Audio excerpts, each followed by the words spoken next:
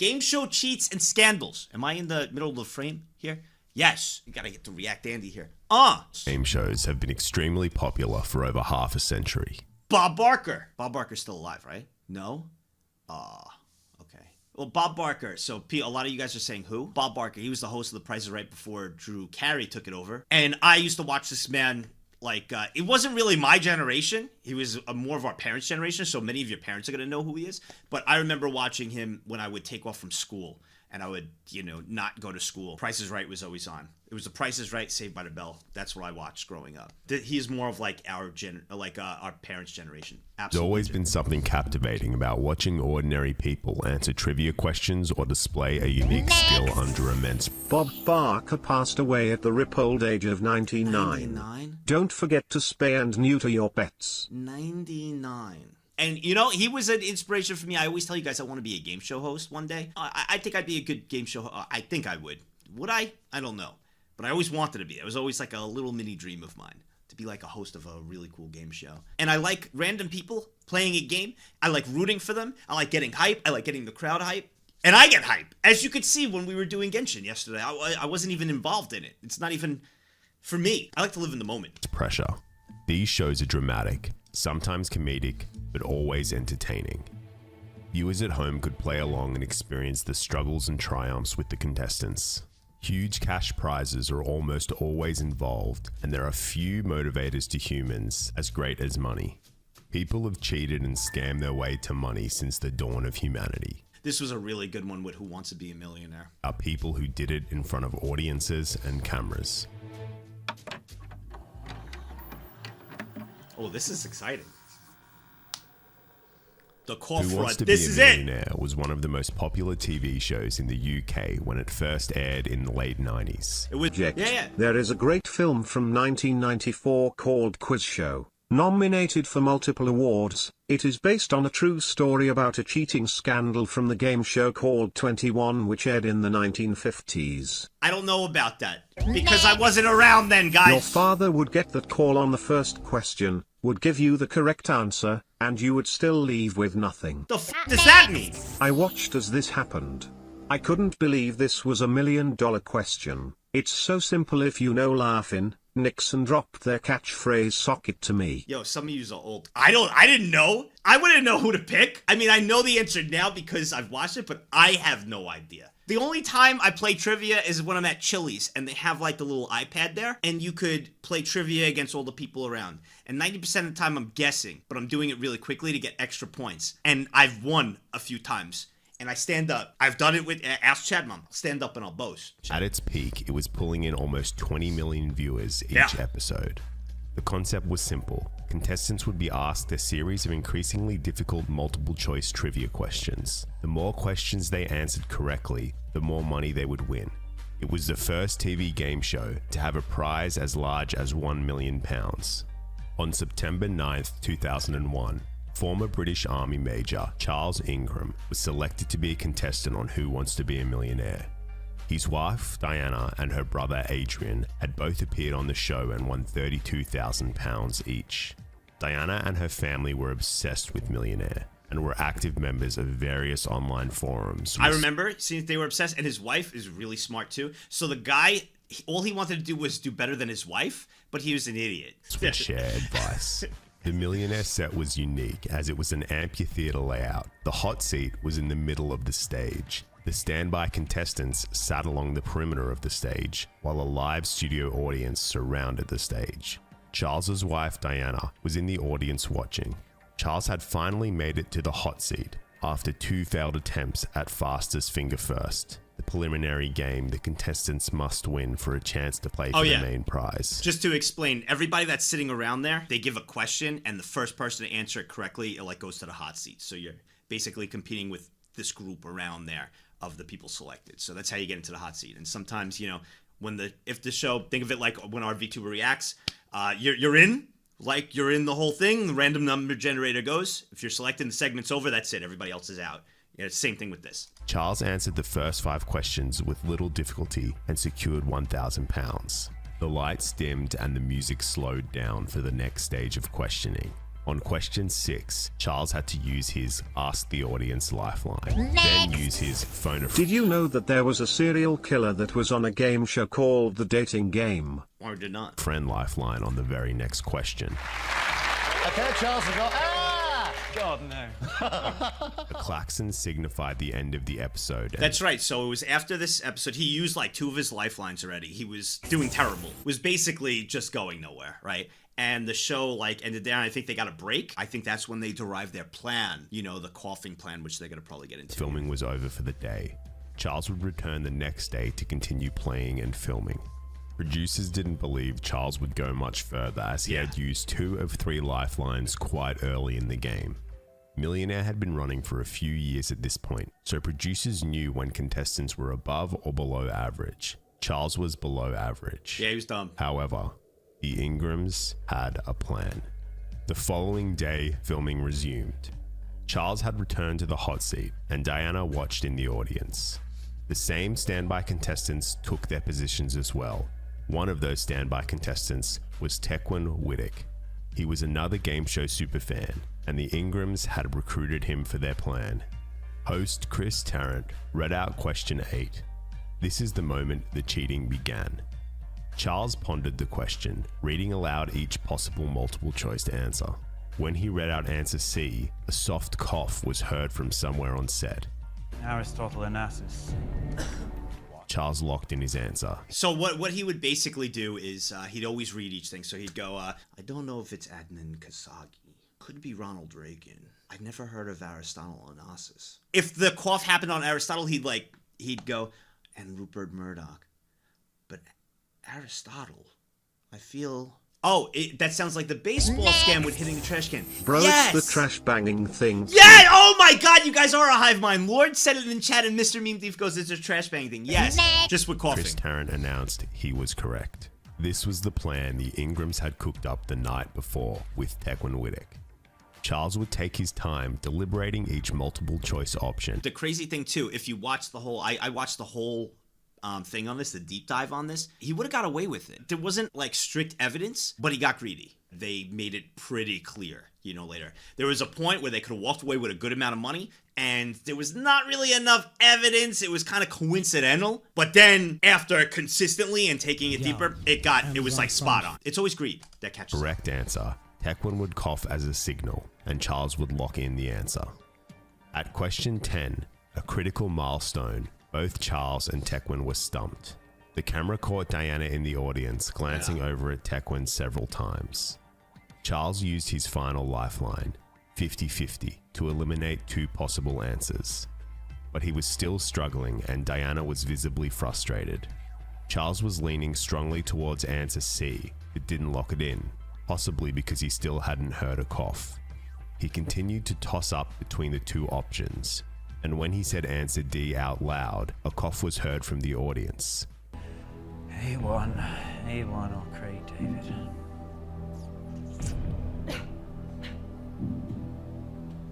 It was Diana. But it was, you gotta understand, it was working. It was working. In their case, it was unfortunate. They need the money because she ain't winning any Oscars anytime soon with that level acting. It was going well up until this point, but this was like the pivotal point where it was like pretty clear. I'm gonna go for A1. Yep. Oh yeah, right here. Final answer. No. I mean, I'm 80% of the time I'm wrong when I guess, so... No, I'll go Craig David. Yeah. Final answer. I'm going to guess Craig David. Charles did a complete 180 and locked in D. You just won £32,000. The crazy part is the game show host, like when they talked about it, you know, after, he was so excited for him. He was like, he's a miraculous contestant. I can't believe what's happening. He was so excited for him too. And then when people brought up that he had a possibility of cheating, he was like, no. Like, it was like kind of sad to see because he was so excited for him. Charles's manner of deliberating between all the answers, like leaning toward one answer, then suddenly flipping and locking in the correct answer, was simply not normal. He didn't exhibit any of the normal body language either. Sound technicians were alerting producers of unusual patterns of coughing, but filming proceeded. Charles continued getting each question right. Producers knew something was off, but couldn't pinpoint exactly what. Charles and Tequan were also both getting more confident in their system. Other standby contestants claimed that Tequan would whisper to his neighbor and ask what the answer to the questions were.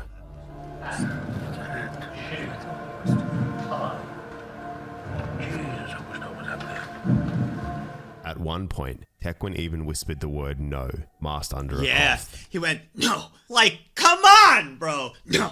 To directly They're communicate gonna show with it. Charles. Charles Ingram would go on to answer. By the way, it wasn't that loud. I know you're hearing that. It's not that loud. They had to really enhance the audio. It wasn't that loud, you know. It's noticeable when questions you enhance. correctly and win the £1 million. Behind the scenes, it was chaos. The crew and producers knew some form of cheating had just occurred and didn't know how to react to Charles's supposed win.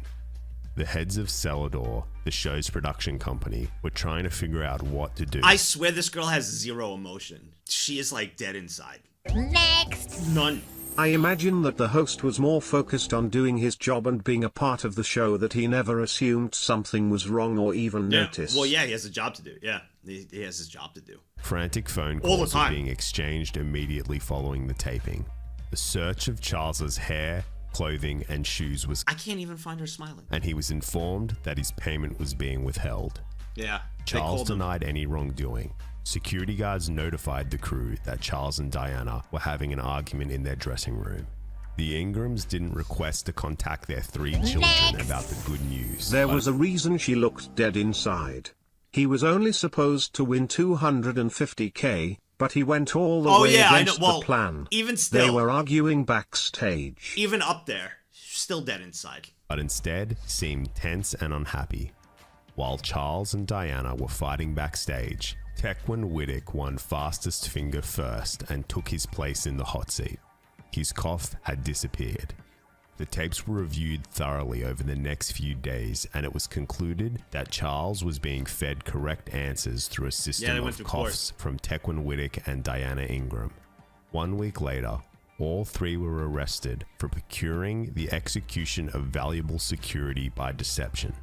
In March 2003, the Ingrams and Whittick all pleaded not guilty. Charles defended himself, stating that he simply knew all the answers. Tequan claimed he suffered from hay fever and allergies his whole life and had a consistent cough. He had a consistent cough right at the perfect letters. It's crazy. Other standby contestants testified that Tequan did not cough before filming or during breaks. Boom. That's a big one for witnesses to testify against that. That he didn't even do it during the breaks or any other time. It was only in that segment. That's huge for witnesses against that. Huge. After a 4-week-long trial, a jury found the Ingrams and Whittick guilty, but they all managed to escape jail time. Charles and Diana each received an 18-month suspended sentence, while Tequan Whittick received a 12-month suspended sentence. All 3 were also fined and ordered to pay back court costs. Before we get into the next story, please consider subscribing and giving this video a like. I think I will. Oh! In the 19th This is what you talked about. Is this your 21? television became ubiquitous across American households. Quiz shows quickly became the most popular TV genre. People who had won large amounts of money became instant celebrities and would even land brand endorsements. These quiz shows all had major sponsors who could pull strings behind the scenes. They would let shows producers know if certain contestants were popular or unpopular because their sales would be affected. If you have over 2,000 subscribers, you got to make a lot of sales. And this, but that's really what it's all eyes. Advertisers don't care about people. They care about money. Eventually, producers would begin to manipulate the questions and rig the shows to keep So the popular ones get to stay on. That's messed up. popular contestants around for as many weeks as possible and keep the sponsors happy. The game show 21 aired on NBC from 1956 to... I feel like that's kind of what Nagzz had to do in the game shows, that he would have me in the competitions. You know, it's like a little, you know, like little fan favorite with some people. But I got eliminated the first round, every competition. So he was like, I don't know what to do with this kid. You know what? You're my co-host. And then I couldn't get eliminated. And I stayed on. I was like, thank you, bro. That's my boy. hooking me up. He was like, I'm going to make you, guess what? You get to co-host this one. I was like, let's go. And I did. Too dumb to be a contestant. That's me. 2 contestants would compete against each other to correctly answer enough trivia questions to score 21 points. When the show first aired, the game was played honestly, but the contestants failed to answer most questions. The show's sponsor, Geritol, demanded changes to boost the show's ratings. As a result, 21 would become the first show to completely script and choreograph all my of their God. podcasts. It just shows you what money does and what powerful companies can do. This isn't really cheating. I mean, it is cheating. It is scripting it, but it shows you like what companies could do with money. And it's no different today. If you think it's different, if you think history has changed, you're crazy. History repeats itself, man. There's no different today. It's obviously not as easy to do, I guess, with social media and more eyes on things, but it ain't impossible. It definitely still happens today with stuff. Not only were contestants told all the questions and answers, but they were coached on body language and told exactly when to touch their That's face nuts. or That's hesitate nuts. to appear stressed. They were also told when to answer incorrectly on purpose. Herb Stemple was a middle-class city college student from New York when he joined 21 as a contestant. The producers gave him a Marine-style haircut and a shabby, ill-fitting suit to make him look like a poor GI. The show cast him to be an underdog. They told him when to pause, when to start breathing heavy, and when to mop his brow. That's crazy. Herb Stemple recalls that he would sit down with the producers in their office each week and they would show him all the questions and answers and rehearse all of his movements. As the weeks went on, Herb Stemple kept up his winning streak. His celebrity also grew. He received fan mail, strangers began to recognize him on the street, and his family, friends, and college professors were all proud of him. However, his ratings began to drop, and the sponsor and producers of 21 knew it was time to Benched. find a new star. Yep, that's it. You're disposable. Just like many companies, you're disposable. Ratings are starting to dip. Gone. What are you pointing at me? Benched? I didn't. Herb Stemple agreed to take a dive and end his run on the show in exchange for a job in television. First off, they forced him, and they would have probably done with that kind of money. He had no choice. Stemple agreed to take a dive and end his run on the show in exchange for a job in television. Charles Van Doren, an English instructor at Columbia University, was selected to be Herb's successor. Over the next 6 weeks, Charles was portrayed as the classy intellectual with a family of well-known writers. The lines had been drawn, and Charles was the new hero of the show. Week after week, producers would make sure the competition was close and would result in draws. Wow. On December 5th, 1956, host Jack Barry asked Herb Stemple the question, What motion picture won the Academy Award for 1955? Herb knew the answer was Marty, as that was one of his favorite films, but he did as he was instructed and incorrectly answered. On the waterfront? No, I'm sorry, the answer is Marty. Marty. Herb Stemple went home with Damn it! $69,500, which is the equivalent of about $760,000 today. Charles Van Doren's scripted triumph of Herb Stemple was viewed by 15 million people. Charles stayed on the show for 4 more months, armed with correct answers provided by producers, and he became one of the most beloved celebrities in the country. He went home with a total of $129,000 in winnings. So that means like 1.2 mil? Equivalent to $1.4 million today. Wow! He graced the cover of Time Wow! magazine and signed a $50,000 a year contract with NBC's Today Show. Meanwhile, Herb Stemple never got the TV job he was promised and faded into Charles's shadow. Who would have guessed that? It's not like, I'll make a deal, I'll work it. No. Herb was resentful and wanted Disposable. to whistleblow, but journalists were concerned about getting sued. It's terrible. He agreed to take a dive like the frogs agreed to leave your pond thing. No, I forced them out. Liable. However, concrete evidence of rigging had been discovered on another game show, Dotto, and Herb was finally taken seriously. The floodgates opened and game shows were being exposed and taken off the air. In August 1958, a grand jury convened in New York City to investigate the allegations of fixing game shows. At the time, fixing a game show was not technically a crime. Producers of several different game shows denied the allegations. Former contestants were called to testify, but didn't want to ruin their reputations. So many of them denied being coached or given answers. Wow. A prosecutor on the case estimated that of the 150 sworn witnesses, only 50 told the truth. Yeah, so isn't that's also if you're in court when you're swearing on, that's also you're committing a felony by lying. People that lied, are they going to get in trouble now? Because you're lying under oath. 9-month grand jury. No indictments were handed down, and the judge sealed the report. Congressional hearings began on October 6, 1959, and Charles Van Doren confessed to the deception he took part in. Charles, along with the producer and 17 other contestants, were charged, arrested, and convicted of lying under oath to the New York grand jury. Yep. They all received suspended sentences and didn't spend any time in jail. Congress amended the Communications Act to prohibit the fixing of televised contests of intellectual knowledge or skill, and President Eisenhower signed the bill into law on September 13, 1960. Whammy. Michael Larson was an ice cream truck driver from Ohio who was a I never really seen this. Is this the big money, no whammy? Chad Mom always says that. I actually don't know about this one. I just know that it's like the big money, no whammy, because she always says that. obsessed with TV game shows. In the 1980s, he had set up several TVs in his living room so he could watch multiple game shows at once. One of his favorite shows was Press Your Luck on CBS. It was a high-energy show that involved 3 contestants who would answer trivia questions for the chance to spin for prizes on the big board. The big board consisted of 18 tiles and rotated through cash prizes and other prizes such as holidays and jewelry, as well as whammies.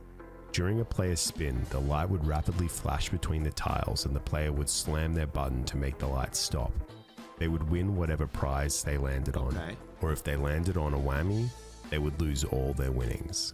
Michael Larson recorded episodes of Press Your Luck and studied them closely at home. Is this guy gonna time when to hit the button? Get out of here. Is that gonna happen right now? Eventually working out that spins operated on 5 patterns. He deduced that the 4th and 8th tiles always had a cash prize and never any whammies. He also figured out which tiles gave extra spins. In May 1984, Michael used most of his savings to fly to LA to audition for Press Your Luck and was selected to be a contestant. This is similar to like counting cards. This is not cheating. This is a skill. Michael started off poorly, answering trivia questions incorrectly and hitting whammies, and ended the first 2 rounds in last place. Probably nerves. Michael hit a stride in round 2. He earned 7 spins on the big board and focused on hitting tiles 4 and 8. He won several times in a row, bumping his score to over $10,000. He had also won a trip to Hawaii and a sailboat. The show usually cut to commercials when contestants hit a whammy, but because Michael was hitting prize after prize, the show had to keep filming. For the first time, the show could not end at its usual 30 minutes. That's and the crazy. episode had to be split into 2 parts. Wow. Host Peter Tamarkin, the other contestants, and the studio audience were astounded at Michael's amazing win streak. Michael kept slamming the button and landing on cash. His total was now creeping up to $100,000. Peter Tamarkin half-jokingly begged Michael to stop, fearing he'd land on a whammy and lose all his money. Oh, so he keeps going, so he's still going, so he could take it whenever, so he's also risking with a whammy. Holy crap, what a chat. Michael finally decided to pass on his spin when he reached $102,851. Go again! Go again!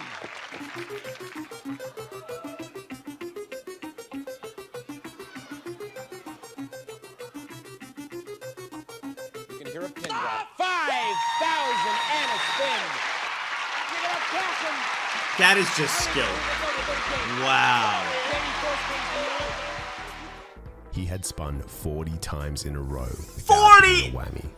Producers were extremely Even knowing that, to be able to execute it, what? Oh my god. suspicious. They knew something was not right. If anything happens to this man, I will lose my shit. Average contestant would hit a whammy every 6 spins. Meanwhile, the audience was going wild and gave Michael a standing ovation. His competitor spun 6 times before passing her remaining spins back to Michael in a strategy to make him possibly hit a whammy. Michael remarked that he didn't want the spins but made 3 winning spins anyway. In total, he had won $5,287 worth of prizes and $104,950 in cash, which is equivalent to just over $300,000 today. It was the largest one-day total ever won on a game show at the time. Producers and network heads immediately accused Michael of cheating and withheld his winnings. The tapes were being reviewed carefully. They noticed that Michael would celebrate immediately after many of his spins. So what? What intarnation? 5 saw it hit a gifted couple subs, of people. baby. By What the way, intarnation? Predator. What intarnation? There is no timer. Guys, 10 what the gifted is subs. going on?